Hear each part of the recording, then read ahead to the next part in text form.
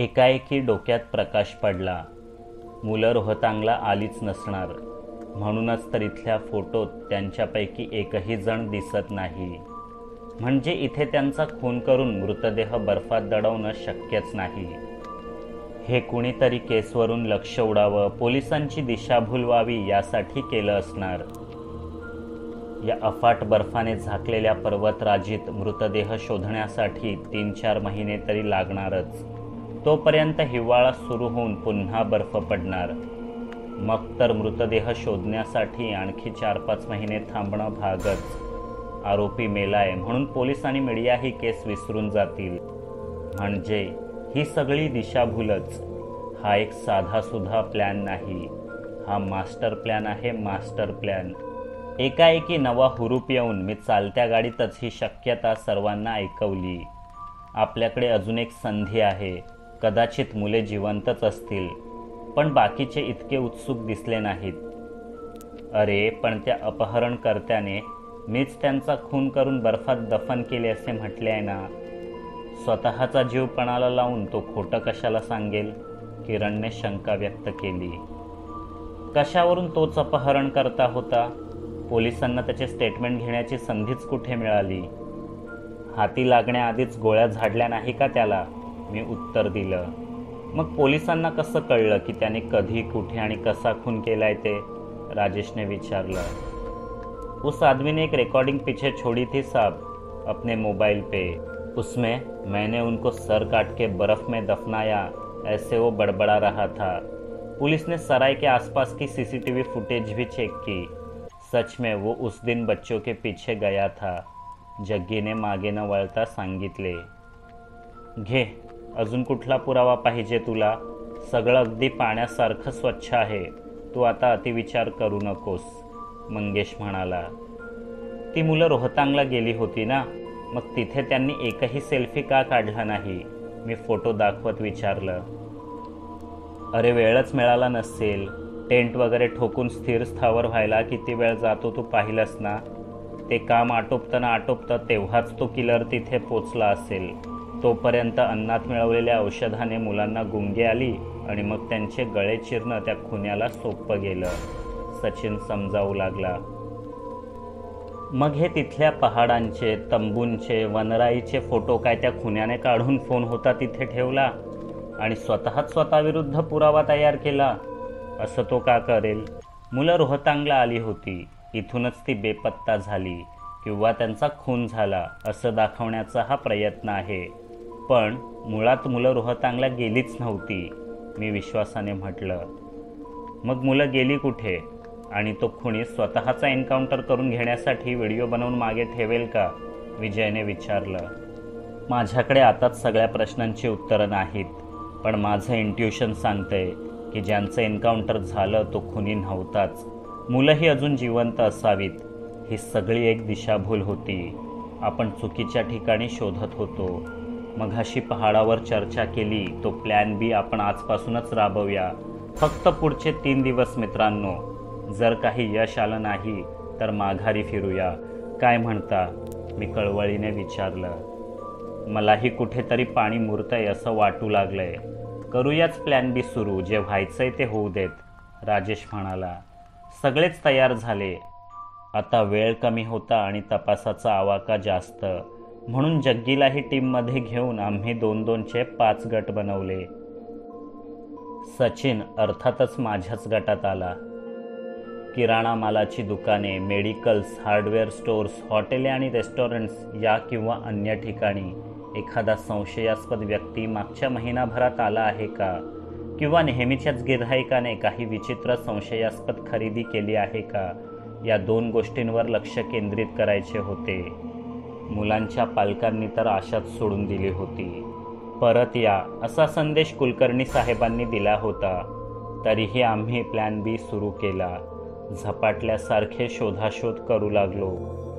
प्रथम लोक सहजासहजी माहिती देईनात, पण मुंबईहून आलेले गुप्त पोलीस आहोत ही मात्रा कामी यायची. लिंबाजी, मंगेश आणि सचिन हे तर दिसायलाही पोलिसांसारखेच दणकट होते. बाकीच्यांचा अभिनय आणि आत्मविश्वास उत्तम होता. पटापट माहिती मिळत होती. काही CCTV फुटेजही हाती लागले. तिथल्या तिथेच संशयितांच्या घरी जाऊन शहानिशा करायची असे ठरले होते. पण बहुतेक वेळा दारुडे भुरटे चोरच हाती लागायचे. बाकी 4 गटांच्या हाती बाजारपेठा सोपवून मी आणि सचिनने उंचावरल्या, आडवळणे आणि एकलकोंड्या घरांकडे लक्ष केंद्रित केलं. तळघर असलेल्या बंगल्यांवर मला सर्वाधिक संशय होता. आडवाटेवरच्या डझनभर बंगल्यांची तरी आम्ही नानाविध कारणे सांगून आणि खोटी सर्च वॉरंट्स दाखवून झाडाझडती घेतली, पण पदरी निराशाच पडली. पहाडांवरच्या गावातली घरेही दूर दूर वनराईत विखुरलेली. कधी कच्चा रस्ता असायचा तर कधी दाट वनराईतून जाणारी पायवाट. आसपास कमालीचं निसर्ग सौंदर्य विखुरलेलं असायचं, पण तिथे पाहण्याची फुरसतच मिळत नसे. 5ही गटांनी दशदिशांना अमर्याद पायपीट करूनही काहीच हाती लागलं नाही. आज 3रा आणि शेवटचा दिवस. आजचा दिवस वाया गेला तर मुले जिवंत आहेत आणि खरा आरोपी फरार आहे हे सिद्ध करायला आम्ही काहीच करू शकणार नव्हतो. नाईलाजाने घरी परतावेच लागले असते. आम्हालाही कुटुंब आणि आपापली कामे होती.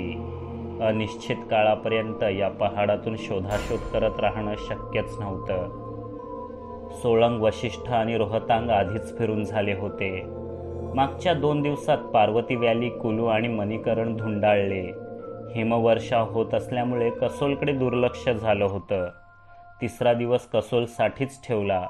किरण आणि विशाल यांना मात्र वशिष्ठला पाठवले. एन्काउंटर झालेल्या सरायवाल्याची आणखी सखोल माहिती काढून आणण्याचं काम त्यांना सोपवलं. पहाटे लवकर उठून प्रवास केला. 9 वाजताच मी आणि सचिन कसोलच्या पहाडांवरील गावात पोचलो. प्रथम किराणा मालाच्या दुकानात चौकशी केली. संशयास्पद असं काहीच घडलं नव्हतं. मग गावातल्या एकुलता एक हार्डवेअर स्टोअरमध्ये जाऊन महिनाभरात दोरखंड किंवा इतर शस्त्रे अचानक कोणी एकदम विकत घेतली का याची चौकशी केली. पण इथे अजूनही शेती केली जात असल्याने आणि याकवाल्यांचाही राबता असल्याने असे बरेच जण होते. प्रत्येकाकडे खरेदी करण्याची आपापली कारणेही होती. मग आम्ही तिथल्या सरकारी दवाखान्यात गेलो. मागच्या महिनाभरात कुणी जखमी अवस्थेत आलं होतं का किंवा कुणीतरी जखमी आहे असं सांगून औषध घेऊन गेलं होतं का याची चौकशी केली. तिथेही काही समाधानकारक माहिती मिळाली नाही. मग एकएकट्या घरांकडे आणि बंगल्यांकडे मोर्चा वळवला. जनगणना अधिकारी आहोत असं सांगून खोदून खोदून चौकशी केली, पण काहीच पुरावा सापडत नव्हता. पुन्हा एकदा हिमवर्षाव सुरू झाला.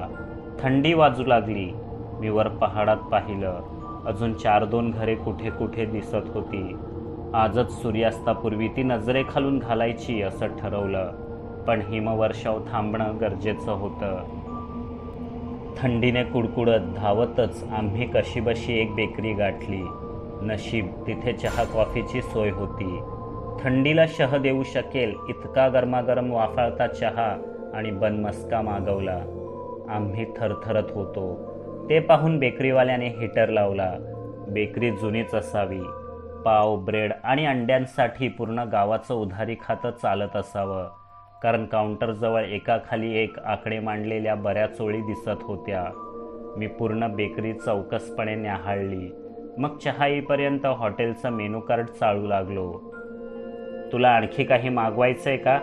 त्या मेन्यूमध्ये का घुसलायस? सचिनने त्रासिकपणे विचारलं. असंच वाचतोय, मी मेन्यूमधून बाहेर पडून भिंतीवरील हिशेबाच्या आकडेमोडीकडे लक्ष टाकत म्हटलं.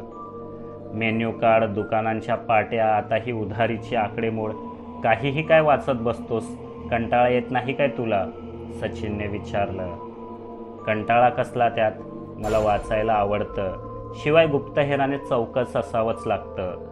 माझं लक्ष अजूनही आकडेमोडीकडेच होतं. मी कुठे काय वाचतो? तरी आहेच ना इतका सक्सेसफुल गुप्तहेर, सचिनने अभिमानाने म्हटलं आणि मला निरुत्तर केलं. पण इतक्यात माझं लक्ष त्या आकडेमोडीने खेचून घेतलं. मी उठून भिंतीकडे गेलो. अगदी निरखून तो हिसाब तपासू लागलो. तेवढ्यातच बेकरीचा मालक चहा घेऊन आला. मला भिंतीजवळ असं उभं असलेलं पाहून विचारू लागला. क्या चाहिए साहब? ये हिसाब किसका है? मी विचारलं. गढ़वाली का, त्याने उत्तर दिलं, कहाँ रहता है?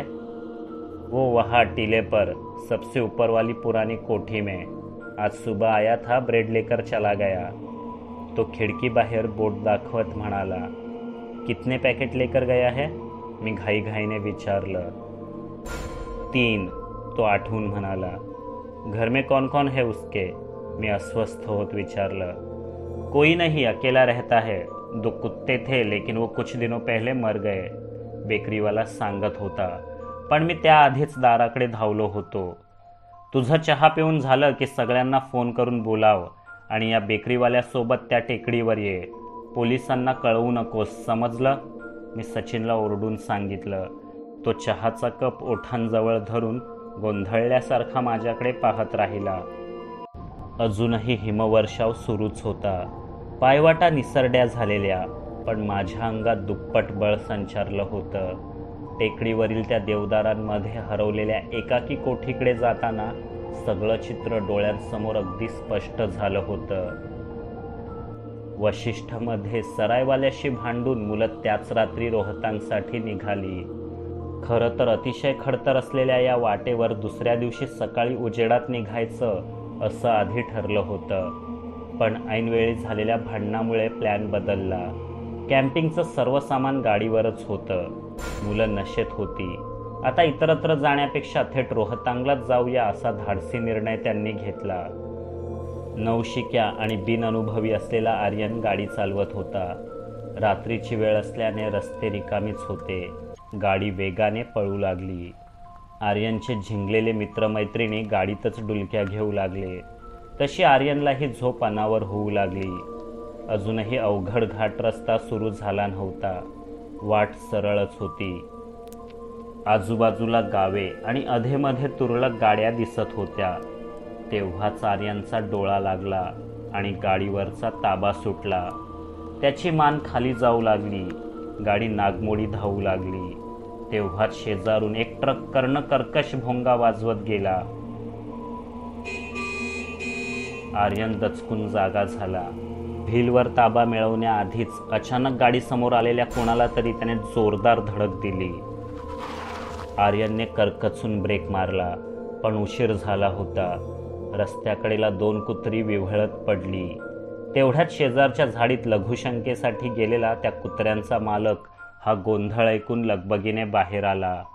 रस्त्यावर निष्प्राण पडलेल्या आपल्या जिवलग मित्रांना पाहून टाहो फोडू लागला. रस्त्यावर त्यावेळी दुसरी कुठलीच गाडी नव्हती. गावातील घरेही दूर दूर होती. अजूनही पूर्णपणे तंद्रीत नसलेला आर्यन माफी मागण्यासाठी बाहेर पडला. दारू आणि झोपेच्या अंमलाखाली असेल कदाचित, पण त्याच्या एकाही मित्रमैत्रिणीला इतकं होऊनही जाग आली नव्हती. आर्यनला समोर पाहताच त्या माणसाचा संताप अनावर झाला. त्याने आर्यनच्या डोक्यामागे एक असा जोरदार तडाखा दिला की आर्यन तिथेच बेशुद्ध पडला. मग त्या माणसाने आर्यनला त्याच्याच गाडीत टाकले. आपल्या लाडक्या कुत्र्यांचे मृतदेह डिकीत कोंबले आणि सर्वांना घेऊन त्याच्या कसोलच्या या एकाकी कोठीवर आला. अद्याप नशानं उतरलेल्या त्या 7ही जणांना त्याने तळघरातील पिंजऱ्यात डांबून ठेवले. कुणी ओरडू नये म्हणून कदाचित तोंडात बोळाही कोंबला असेल. कुत्र्यांचे मृतदेह त्याने बंगल्याच्या आसपासच कुठेतरी दफन केले असणार. आणि मग त्या 7 जणांचे तो विकृत मनुष्य कुत्र्याप्रमाणे हाल करू लागला. त्यापूर्वी तो अतिहुशार म्हातारा मुलांच्या गाडीला व्यवस्थित साफ करून त्यांचे सर्व सामान, मोबाईल वगैरे रोहतांगला नीट रचून आला. अपघात त्याच मार्गावर झाला असल्याने मुलं कुठे जात असतील याचा अंदाज करणं काही कठीण नव्हतं. मुलं खरोखरीच रोहतांगला पोचली होती असं दाखवण्यासाठी त्याने त्यांच्याच मोबाईलने आसपासचे फोटो काढून मोबाईल तिथेच ठेवले. भयंकर थंडीमुळे हातात कायम ग्लोव्ज घालावे लागत असल्याने फिंगरप्रिंट्स मिळण्याचा संभवच नव्हता. पायांचे ठसेही हिमवादळाने पुसून टाकले. मग तीच गाडी घेऊन तो सोलंगला गेला. गाडी रानात दडवली. पोलिसांची दिशाभूल करण्यासाठी एवढं पुरेसं होतं. आपण आपल्या विरोधात कुठलाच पुरावा मागे सोडलेला नाही याची त्याला खात्री असावी, पण अपघातावेळी गाडीला चिकटलेले कुत्र्यांचे केस मात्र त्याच्या नजरेतून सुटले. कुटुंबाशिवाय एकाकी राहणाऱ्या या म्हाताऱ्याने त्या 2 कुत्र्यांना पोटच्या पोरांइतकाच जीव लावला असणार. निवृत्तीनंतर एकट्याने आयुष्य जगत असल्यामुळे त्याचे मानसिक संतुलनही थोडेफार ढासळलेले असेल. आपल्या लाडक्या कुत्र्यांच्या मृत्यूचा बदला घेण्यासाठी हा विकृत म्हातारा त्या मुलांना कुत्र्याच्या मौतीने मारणार यात काही शंकाच नव्हती. स्वतःसाठी आणि आपल्या कुत्र्यांसाठी रोज 2 पॅकेट ब्रेड घेऊन जाणाऱ्या या माणसाने मागील महिनाभरापासून अचानक 4 पाकिटे नेण्यास सुरुवात केली होती. त्याच्या दोन्ही कुत्र्यांचा मृत्यू झाला असेल तर हे एवढे ब्रेड कुणासाठी? आणि आज अचानक त्याने 3च पाकिटे नेली होती. 1 पाकिट कमी का? हा लपेष्टा सोसून त्या 7 पैकी एखाद्याचा मृत्यू तर झाला नाही की तो विकृत मनुष्यच आज कुणाचा तरी बळी घेणार आहे. फक्त विचारानेच अंगावर काटा फुलला. मी चालण्याचा वेग वाढवला. बंगला समोर दिसत असला तरी तिथपर्यंत पोचण्याची वाट सापडत नव्हती. आसपास गर्द झाडी होती आणि बर्फही भुरभुरत होता. मला धाप लागली. ओव्हरकोटच्या जाडजूड आवरणांमध्ये घाम फुटला. अखेर मी एक पायवाट धरून त्या बंगल्याच्या कुंपणापर्यंत पोचलोच. एकवार बंगल्याकडे नजर टाकली. बंगला जुनाट ब्रिटिश पद्धतीचा होता. या बंगल्याला तळघर असणारच. आसपास देखभालीशिवाय रया गेलेली बाग, मोडकं कुंपण, गेटही गंजलेलंच होतं. जगाच्या नजरेपासून दूर कुणाला लपवायचं तर यापेक्षा चांगली जागाच सापडणार नाही. कुठलंही भक्कम कारण असल्याशिवाय पोलीसच काय, चोरही इथे फिरकला नसता. आसपास दूरपर्यंत घरे नव्हती. ज्या बेकरीपासून मी इथवर पोचलो ती दूर खाली अंगठ्या एवढी दिसत होती. एक मोठा श्वास घेतला. ओव्हरकोटमधून नोटपॅड आणि पेन काढलं. मग कुरकुरणारं गेट ढकलून आत शिरलो. बागेत डावीकडे 2 मातीने झाकलेले खड्डे दिसले. त्यांवर काही फुलझाडे लावलेली होती. इथेच त्याने त्या कुत्र्यांना पुरलं असावं. माझा संशय आता आणखीच वाढला. मी हिमतीने डोअरबेल वाजवली आणि अस्वस्थपणे दारापुढे उभा राहिलो. बराच वेळ झाला तरी कुणीच दार उघडेना. आतून खोकल्याचा आवाज मात्र येत होता. मी पुन्हा एकदा बेल वाजवली. जड पावले घासत कुणीतरी दाराजवळ आलं आणि आतून कडी उघडू लागलं. ते काही क्षण कसे गेले काय सांगू. मुंबईत ट्रेनमध्ये बसल्यापासून इथपर्यंत पोचण्याचा पूर्ण प्रवास क्षणार्धात डोळ्यांसमोर धडधडून गेला. किती थिअरीज, किती धावाधाव, किती पायपीट, आणि आता समोर तो आहे. पण त्याचं दर्शन होताच माझा उत्साह पार मावळला. हृदयातील धडधड बंदच पडली. 60 वर्षांचा म्हातारा अंगाभोवती शाळ गुंडाळून कानटोपी घालून थरथरत्या अंगाने समोर उभा होता. याने किडनॅप केले 7 जणांना? छे, कुणाला सांगितलं तर माझंच हसं होईल. तरी एकदा आत डोकावून बघायला काय हरकत आहे, मी विचार केला. क्या चाहिए भाई? त्याने तशाच थरथरत्या हाताने विचारले. जनगणना अधिकारी हूँ चाचाजी, क्या मैं अंदर आ सकता हूँ? मी म्हटलं. अकेला हूँ और अब तक जिंदा हूँ, इससे ज़्यादा क्या करोगे जानकर? त्याने दार पूर्ण उघडून आत येण्याची खूण करत म्हटलं. मी दिवाणखान्यात शिरलो. जाडजूड गादी अंथरलेल्या वेताच्या खुर्चीवर बसलो. घर जुनेच होते पण नीटनेटके लावलेले होते. सर्व खिडक्या तावदाने आतून नीट बंद केलेली दिसली. पण ती बाहेरची थंडगार हवा आत येऊ नये म्हणून केलेली असावीत. बाहेर हिमवर्षाव असल्याने प्रकाश मरगळलेलाच होता आणि आत तर तो अधिकच निस्तेज वाटू लागला. पूछो, क्या पूछना है? त्याने माझ्यासमोर बसत म्हटलं. मीही मग नोटपॅड मांडीवर ठेवलं आणि प्रश्न विचारू लागलो. आपका नाम? राजकुमार गढ़वाली. उम्र? 62 साल. क्या काम करते हैं? मतलब करते थे. पुलिस में था, 4 साल पहले रिटायर्ड हो गया. माझे डोळे चमकले. आता अधिकच सावध राहणं गरजेचं होतं. घर में कितने लोग हैं? बताया तो था, अकेला रहता हूँ. चाचा नाराज झाला. माफ़ कीजिएगा, भूल गया था. ये बंगला कितना पुराना है? मी हिम्मत करून विचारलं. इसका भी जनगणना से लेना देना है क्या? 100 साल पुराना है. मेरे दादाजी ने बंधवाया था. म्हाताऱ्याने शांतपणे उत्तर दिले. इसे बांधना हो तो आवास योजना से सहायता मिल सकती है। आपको सिर्फ एक फॉर्म। अजय, अब क्या करूँगा बंगला बांधकर? चिता के लिए जगह मिल जाए बस उतना ही काफ़ी है। रहने वाले तो कब के छोड़ गए।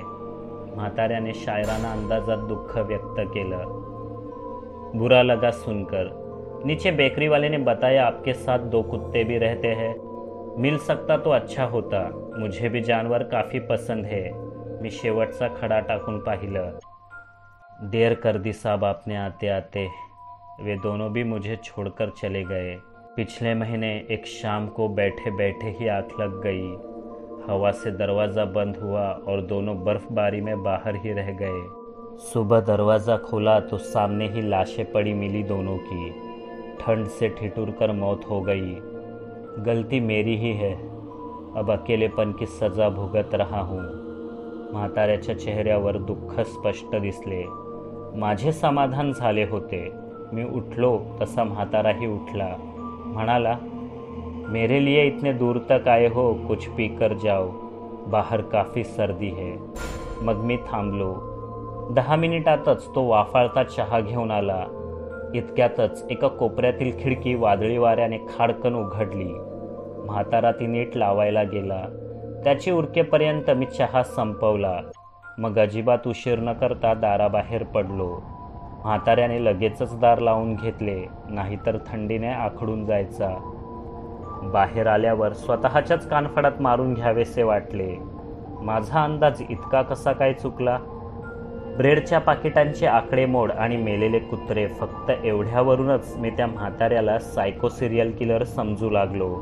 सुतावरून स्वर्ग गाठू पाहत होतो। पुन्हा एकदा पायवाटेवरून गेटकडे निघालो। दुतर्फा लावलेल्या गुलाबांच्या झाडांची हिमवादळाने पार रया उडवली होती। गेटजवळच्या झाडावर काहीतरी चमकल्यासारखे वाटले। मी वाकून पाहिलं। काहीतरी सोन्यासारखं चमकलं। ती वस्तू बर्फ झाडून हातात घेतली आणि नजरेसमोर धरली। दुसऱ्या हाताने खिशातून शिमल्याच्या हॉटेलमध्ये सापडलेला रियाच्या ब्रेसलेटचा तुकडा बाहेर काढला। दोन्ही तंतोतंत जुळत होते।